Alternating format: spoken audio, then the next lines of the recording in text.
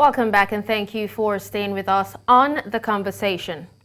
Paul Kagame has begun another term as Rwanda's president despite international concerns over human rights and his consolidation of power. Now, he pledged loyalty to the republic and vowed to defend the constitution and the laws. Kagame's leadership has brought economic growth but also raised concerns or questions about democracy. His extended presidency until 2034 has sparked debate over the fairness of the process and its implications for governance.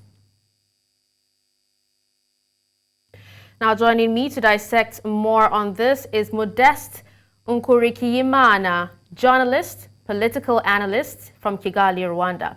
Hello, Modeste. Thank you so much for joining us. I hope I got your name right. Hello, and thank you very much for contacting us, Paula. All right, Modeste. Now, Kagame has been in power since 1994. That's 30 years.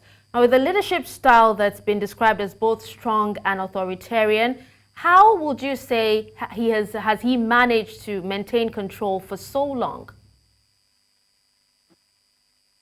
Thank you very much. But saying that Kagame has been maintaining power and being authoritarian, that depends on people saying that, because when you ask Rwandans themselves here in Rwanda, they can't testify that. Simply, that has been testified by his opponent and, of course, other political partisans who maybe were willing or targeting their own interest or for their own purposes. But when you check through Rwandans across the country, you can't hear a citizen or even political internally here in Rwanda saying that. So from the time he has been in power, actually he was elected for the first time in 2003. Up to now, you can count the years. Of course, it's around that.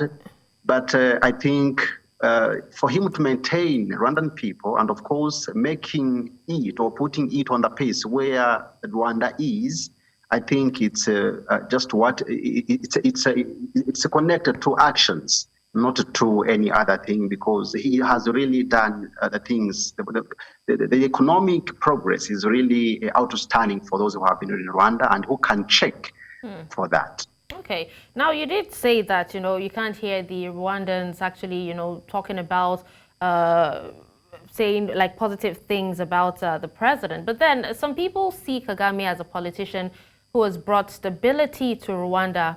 Some others, though, have actually said that he's a leader who has suppressed opposition, and which is not good for democracy. But with a GDP growth of, $1.4 billion in 1994 to $12.1 billion as of 2020, has his economic vision come at the cost of democratic freedoms? Would you say so? Yes, with a very big yes, because in 1994, Rwanda was zero and was fully destroyed. So from scratch and building what he has built, I can even not say that he is alone or he is simply Kagame who has made it, but he might have the brain behind him. He might have good economic engineer who are there supporting him. He might have strategists in terms of building nations. So for sure, what Kagame is doing and what he has done, it's something that is something adorable. I think the world should even be learning on that. And it's not something dictatorial, as people used to be saying, to say, but it is something that politically and economically you can count, and the number are there. People can count and they know we have been from here to here and we are forward to this point. That's actually what pushes citizens and, of course, some politicians who could actually play as opponent miss what to do, because neither politicians being in Rwanda or those who are abroad, they really miss something to comment or to do, because rather than simply saying, no, this is the...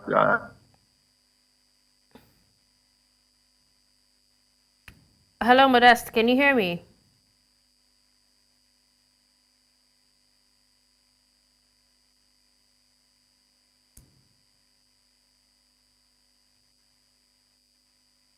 Hello, Modeste. Yes, can you hear me? Yes, we can hear you now. Please go ahead. Yes, I was coming back to the issue that you are saying that he has like suppressed opposition. For me, who is in Rwanda and who have been in Rwanda from somehow very long, he has never done so. But what he does create a very big gap with his opponent to the level that even those who would plan to beat him miss something to do, because politicians here always they used to say maybe we are going to do this, but when they are planning to say doing something, he has already done it for people, for citizens. That's why he can even be elected at a level of 99 point something. It's really not simply verbal, but it's action. Okay. That really has helped Kagame to look outstanding. All right, now still speaking on, democracy and also the opposition, he himself, Kagame himself, has actually said that Rwanda is not a democracy, but it is not a dictatorship either. Now, with a ranking of 154th out of 180 countries in the World Press Freedom Index, what would you say this means for Rwanda's democratic institutions, if there are still any left, by the way?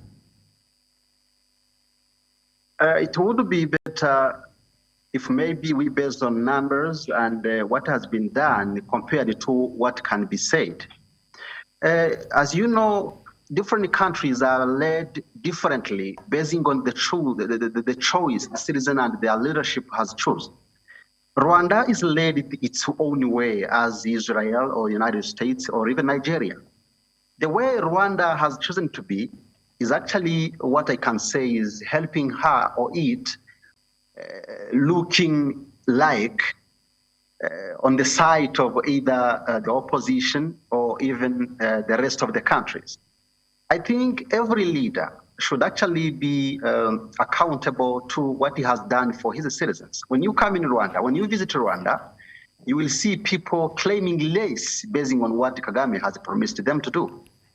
So for me, I don't think what people say, what journalists or media write, being local or international, many of them, when I read through, many of what people say is wrong compared to what Kagame has done. Well, speaking of the media as well, his government has also been accused of suppressing not just suppressing opposition parties, but also independent media, with only 3.8% of Rwandans using the internet. How has this impacted access to information and political participation? And I'm not talking about, international media now. I'm talking about the local media itself. I personally have been a journalist operating in Rwanda since 2010, and have been working with the serious and great media houses. I can name like BBC, like freelancing with the Voice of America. I don't want to underline the local media here. For those who are professional, I repeat, the professional journalists have fully access to information. Of course, I will mention that sometimes, yes, someone can be denied information, but I think that's what happened all over the world because we have been traveling everywhere. But in Rwanda, the government has established the law that every person, every local leader, and whoever working for the public is allowed. It's in a law. He's obliged to provide information for journalists, and this does not only concern the international journalists, but mainly the local ones, as they are serving the public. Simply, we hear from as somebody who has really been, and you can even ask my fellow journalists in Rwanda. I'm not someone who is really coming from nowhere now. We have really had access to information, and of course, some local leaders can deny some information, of course, because of censoring themselves and expecting maybe you are going to uproot or put them on a high spot and making something worse. But whenever you accuse somebody to have denied information to you, I'm here quoting journalists, I'm talking in behalf of my fellow journalists.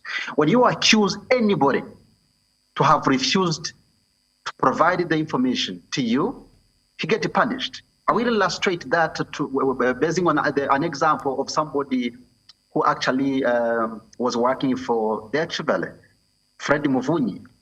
When before going to Germany, he once he once took on a call to an institution which was refusing him information, and the institution was seriously punished. Simply, for sure, the information is fully and is accessible.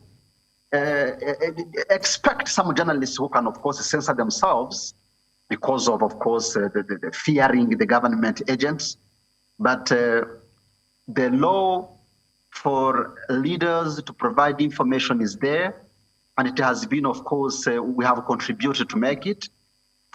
Whenever, as people are human, in Rwanda as in Nigeria, leaders can deny journalist information, but when you take them in court, they get punished seriously, which shows it's not the willing of the government to deny information to journalists, but it was simply that person. But whoever gets accused of that gets seriously punished for that. All right, just before we wrap up, Modeste, would you say that in general, that the lives of Rwandans have actually improved compared to before Kagame actually took power? And what are the expectations for Kagame's legacy, both domestically and internationally? Thank you for that question. Locally, surely and 100%, I can say that citizens or people have really developed. But again, I will not compare their development to any other country, because the development of Nigerians will depend on their either natural resources and other things related to economy. But let's compare, let's compare like 10 years now and 20 years before. Like, for example, you can't see in Rwanda now, you can't see somebody who don't have shoes in either any countryside in Rwanda.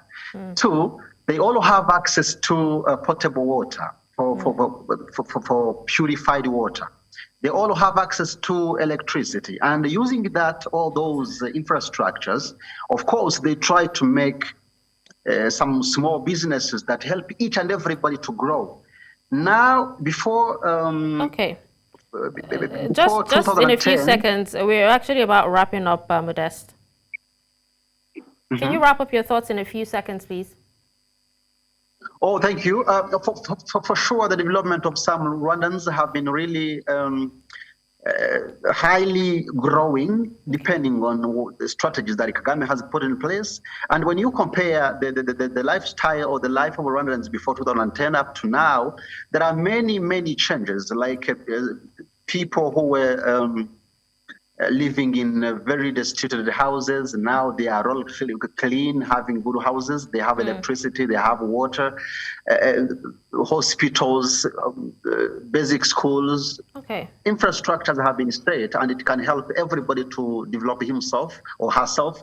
For sure, what Kagame has done is really something that can help each and everybody. It really helps everybody to struggle and see whether he or she can grow. All right, well, thank you so much for taking time to speak to us on this. Modeste Nkurikiyimana, journalist, political analyst from Kigali, Rwanda. Let me thank you very much for learning to pronounce my name, which is very hard. It actually means I follow God. Yes, indeed. All right, thank you so much. We appreciate you for your time.